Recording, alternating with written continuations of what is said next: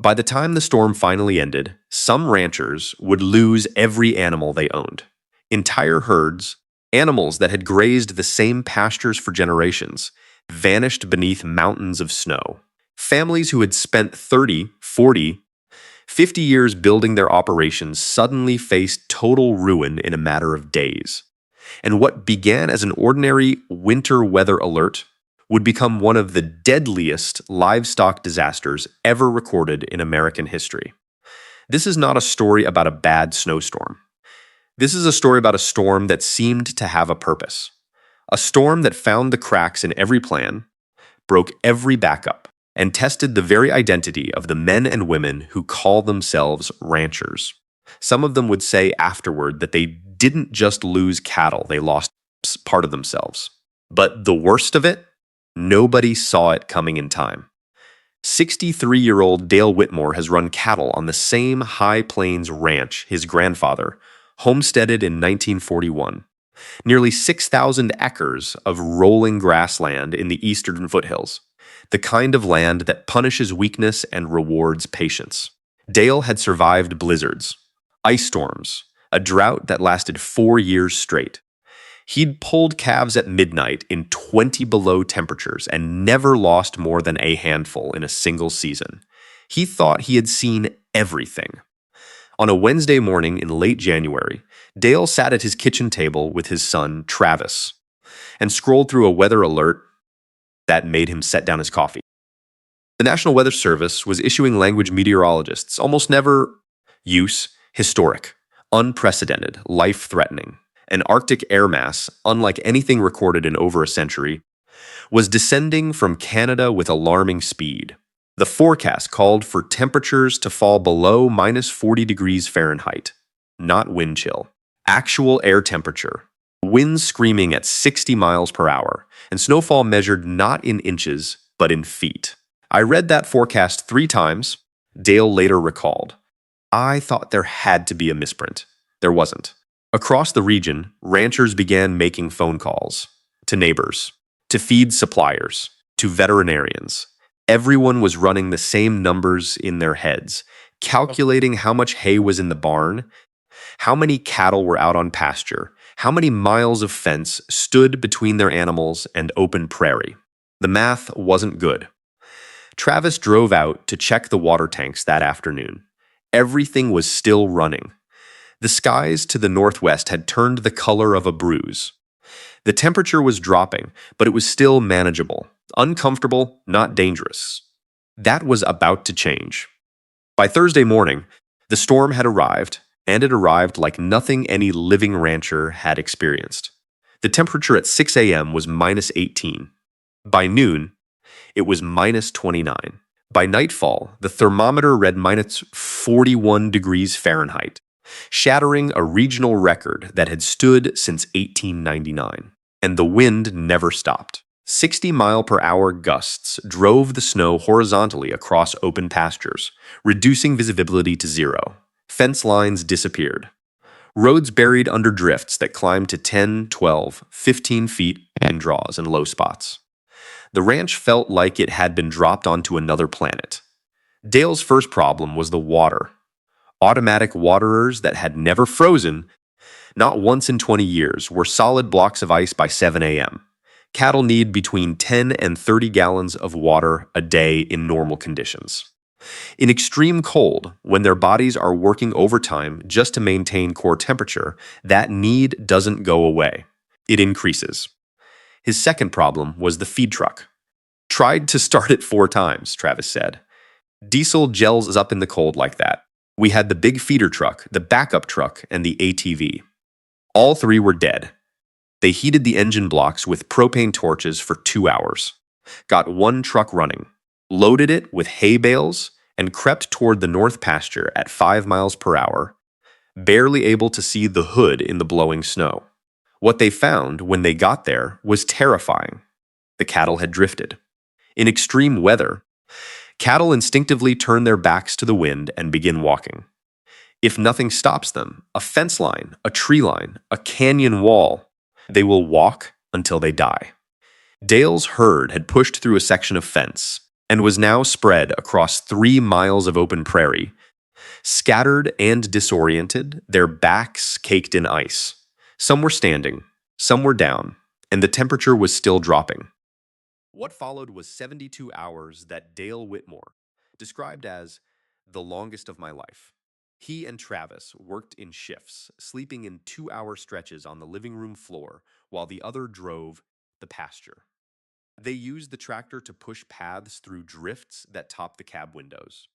They hauled hay bales by hand when the truck couldn't reach certain areas. Dale's wife, Carol, ran a warming station in the barn, heat lamps, dry bedding, electrolyte solutions, trying to revive calves that were being brought in half frozen. Some of the calves made it. You'd rub the circulation back into their legs, get warm fluid into them, and see their eyes clear. That was something. But many didn't. On the second morning, neighboring rancher Mike Hendricks called Dale from 3 miles east. His voice was flat. He'd lost 40 head overnight.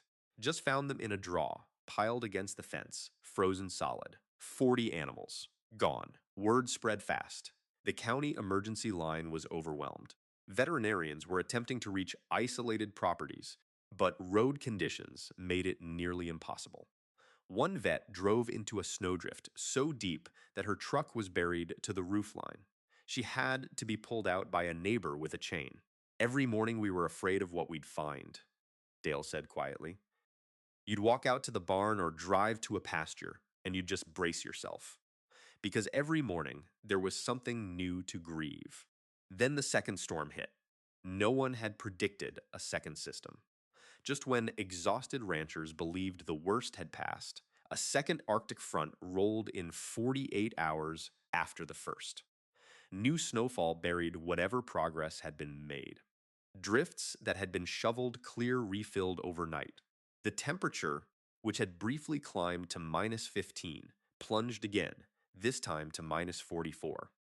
The region hadn't seen two consecutive events of this magnitude in recorded history. By the end of the second storm, the scale of the disaster was beginning to emerge.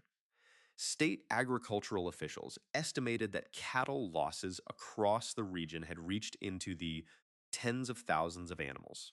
Individual ranchers reported losing 30, 60, even 100% of their herds. Financial losses were projected to surpass $300 million. For Dale, the final count would take weeks to complete. When the snow finally melted enough to survey the full scope, his losses stood at 340 head, roughly 60% of his entire herd. Animals worth, at market, somewhere near $600,000, not counting the calves that would never be born that spring. I've run cattle for 40 years, Dale said, standing in an empty pasture that had held 200 animals just 3 weeks before. I never saw anything like this, not even close. He wasn't alone in that assessment.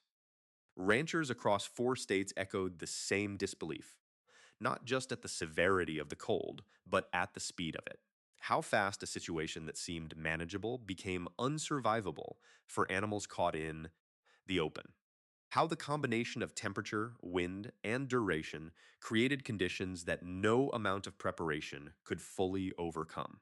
The hardest moment came on the 8th day, when Travis found the last group of missing cattle, 37 animals that had drifted a full 6 miles before piling into a creek bottom, all of them dead. Travis sat in the tractor cab for a long time before calling his father. Generations of work, Dale said later, his voice breaking. My grandfather's cattle, my father's cattle, my cattle. All those years of selecting bloodlines, improving the herd. You don't get that back. Not all of it. But the story wasn't over yet. Something remarkable happened in the weeks that followed. It began quietly, a neighbor dropping off extra hay bales without being asked. Then a local feed store opened its emergency reserves and offered cost pricing to ranchers in the hardest hit areas. A church group in town organized a fuel drive, collecting diesel and propane for ranchers whose tanks had run dry. Within 10 days, a regional coordinating effort had emerged. Ranchers who had lost fewer animals began sharing breeding stock with those who had lost everything. Feed was trucked in from adjacent states. Volunteer crews went property to property, helping ranchers clear drifts, repair fence lines, and search for any surviving animals still unaccounted for. And there were survivors. On day 11, a rancher named Susan Graves found 42 head of her cattle alive in a sheltered canyon nearly 8 miles from where they had last been seen. The canyon's walls had blocked the worst of the wind. The cattle had pawed through snow to reach dry grass beneath. They were thin, worn down, but alive. I literally sat down in the snow and cried, Susan said. I had written those animals off, just assumed they were gone. And there they were. Similar stories surfaced across the region. Cattle found in creek bottoms with enough brush cover to shield them.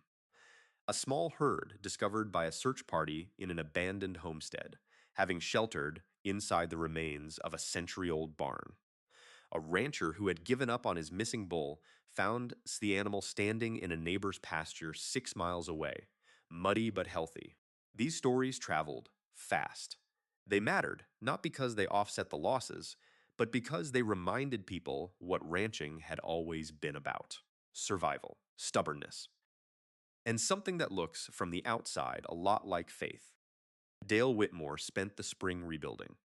He purchased replacement cattle where he could afford to, took out operating loans he'd spent 20 years trying to avoid, reseeded pastures, repaired miles of fence that the storm had destroyed. And he did something he had never done before. He hired an agricultural consultant to redesign his winter management plan from scratch. This storm taught me that I've always done it this way is not a strategy, Dale said. Not anymore. The climate is doing things we haven't seen before. You have to plan for what you've never seen, not just what you have. Across the region, ranchers began adopting new practices. Earlier dry lot setups to contain cattle before severe events, remote water tank monitoring systems, backup generator installations, emergency feed reserves calculated for 30-day worst-case scenarios rather than 10. Agricultural extension offices reported a surge in winter management workshops that spring. Attendance tripled. The losses, the real losses, couldn't be recouped. Bloodlines that took generations to develop. Trust in a certain kind of certainty that this work had always offered. The quiet confidence of knowing your land and knowing your animals.